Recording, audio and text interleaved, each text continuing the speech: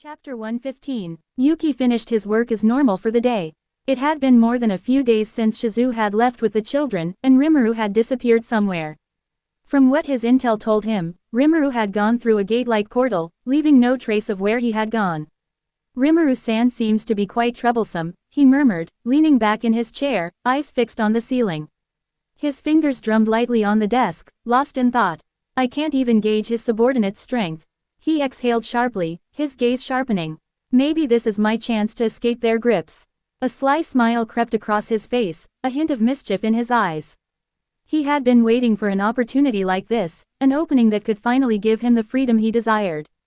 But before he could dwell on it any longer, a sudden magical pull drew his attention. Yuki didn't need to look around. The familiar sensation of being summoned was unmistakable. He rose from his chair with a practiced ease, a brief flash of annoyance crossing his face. So it's time, then.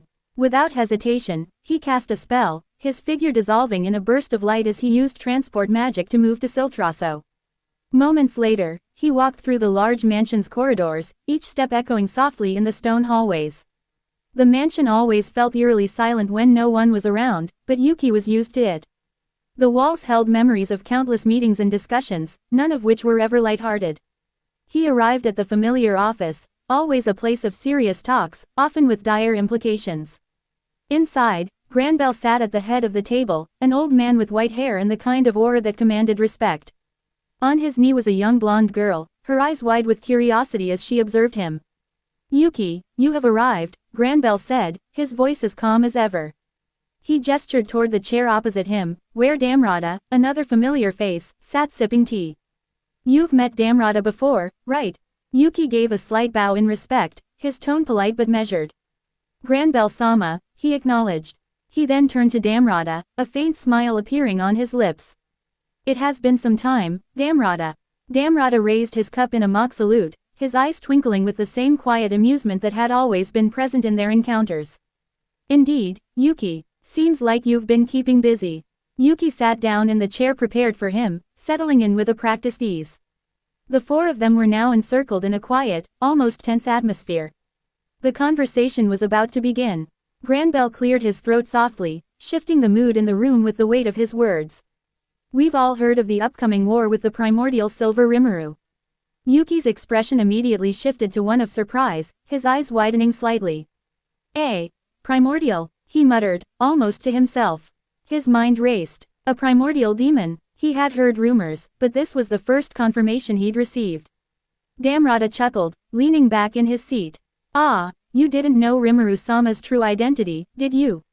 "Yes, he is the primordial demon, Silver Rimuru." Granbell didn't seem moved by the revelation, he simply nodded, his expression unchanged. "We'll go into more detail about him later. For now, let's focus on his actions, and how we will respond." Yuki blinked slowly, still processing the information. "A primordial, that changes things." His lips curved into a wry smile. "This is a bit more serious than I thought." His voice held a mix of admiration and something else, maybe apprehension. Damrata continued, shifting the topic back to the matter at hand.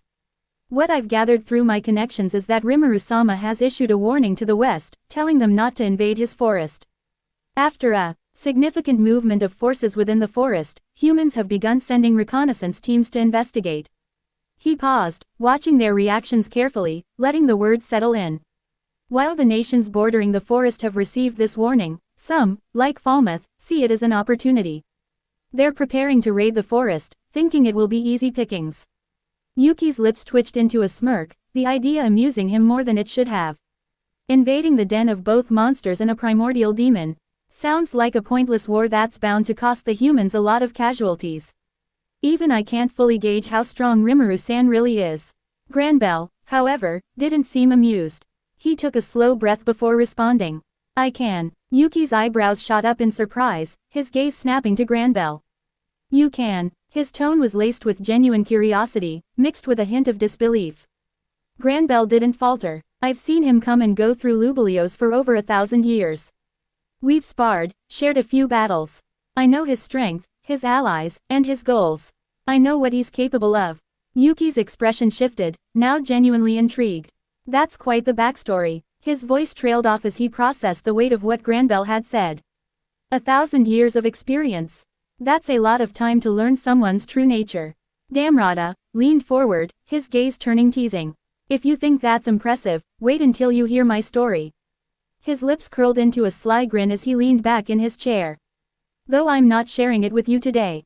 Granbell, his expression still calm, finally spoke again, his voice steady and commanding. Regardless of our personal stories, we must focus on the bigger picture.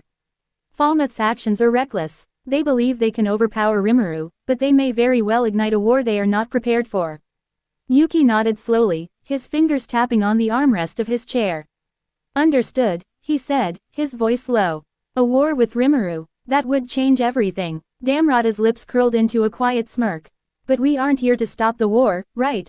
My intel told me you support it, Granbell. Yes, this is, after all, an opportunity, Granbell confirmed, not denying his approval of the war. This will also benefit the East, so listen carefully, Damrata. Yuki looked intrigued, as though he was missing something, a piece of the bigger picture that the two hadn't filled him in on. The plan is to kill Rimuru, Granbell stated, his tone unwavering. Yuki shot up from his seat, his eyes wide with disbelief. Are you crazy? He exclaimed, his voice rising in shock.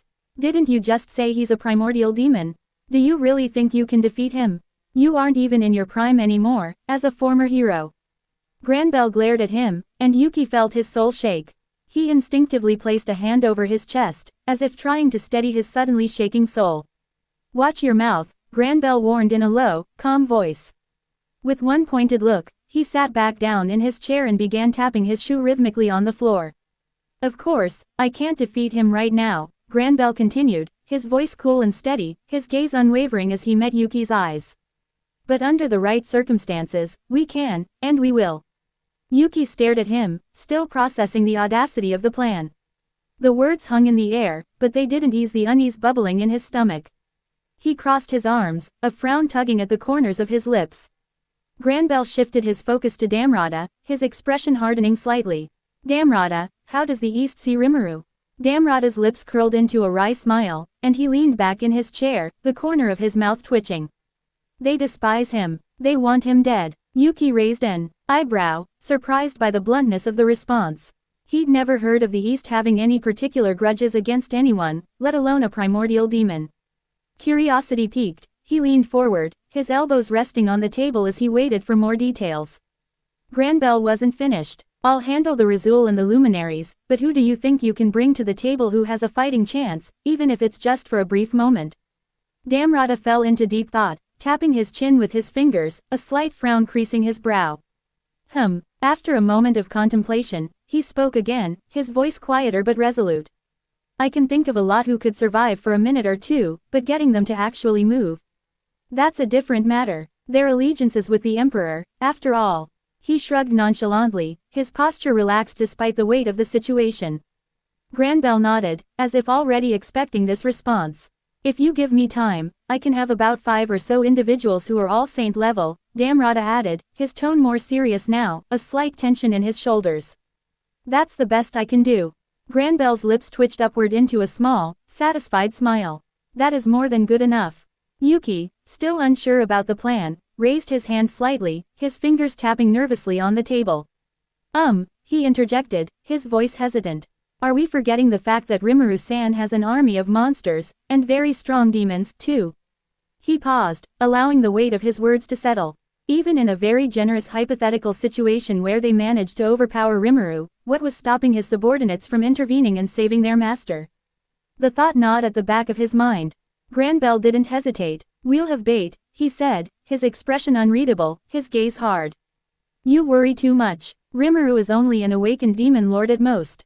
The only abilities he's shown over the past 1,000 years are his ability to make gate portals and his swordsmanship. Yuki narrowed his eyes, still skeptical. But before he could voice his doubt, Damrata added, I can confirm. He actually taught someone I knew about swordsmanship before. He paused for a moment, his tone thoughtful, and his eyes distant as if remembering something from the past. He's very good with a sword, but beyond that, he doesn't have any particularly powerful skills. He. Yuki chuckled dryly, slumping back into his chair, his arms folded across his chest. Let's hope so. So, who is the bait and how do we make them into bait? Hinata, Granbell replied without hesitation, his gaze sharpening. The church has already declared its support in the war. Even if Rimuru and Hinata are close and wouldn't fight each other seriously, they would still clash, as she's known as the strongest human and the hope of humanity. Is it really possible, though? Damrata tilted his head slightly, a skeptical look crossing his face. I mean, if they are friends, and if she doesn't go, then everything falls apart. Granbell shook his head, his voice firm. She is the face of the church. The followers will lose their faith, especially those outside Lubelios, if she doesn't go. Even if only as an act, they will fight. The plan is to ambush them when that happens. Damrata raised an eyebrow, a thoughtful look crossing his features. What do we do with the monsters in the forest? Granbell waved a hand dismissively, a faint smirk tugging at the corners of his mouth. Let them enjoy fighting the human armies. I doubt the monsters, especially the demons, would decline a fight. His gaze darkened slightly as he continued. Scorched Dragon Velgrind, though, will be a problem. Ah, I can buy some time with her. Damrata pointed to himself with confidence, his grin widening. Yuki's eyes widened in disbelief, his voice rising in shock. You can. How the hell can you buy some time with a true dragon? Damrata smirked, his eyes gleaming with a hidden secret. I have a certain colleague in the East who would be more than happy to hold off the Scorched Dragon. Yuki let out a dry laugh, leaning back in his chair as he shook his head. What is with the East? He muttered with a bitter chuckle. Several saint-level individuals you can call upon, a grudge against a primordial, and even something that can buy time with a true dragon. Granbell-sama, can we even fight back against the East when they invade? Granbell remained silent, his gaze distant, and he ignored Yuki's question, the weight of the situation clearly pressing on him. He turned back to Damrata, his voice steady but insistent. Damrata, how long until we can take action? The saint individuals I can bring can be persuaded to join, not that long. Damrata answered, his tone pragmatic. But the war itself, with the West preparing its soldiers, will probably take a few months. Granbell nodded, his face a mask of determination. You don't have to worry, he reassured Yuki, reaching out to pat the young blonde on the knee.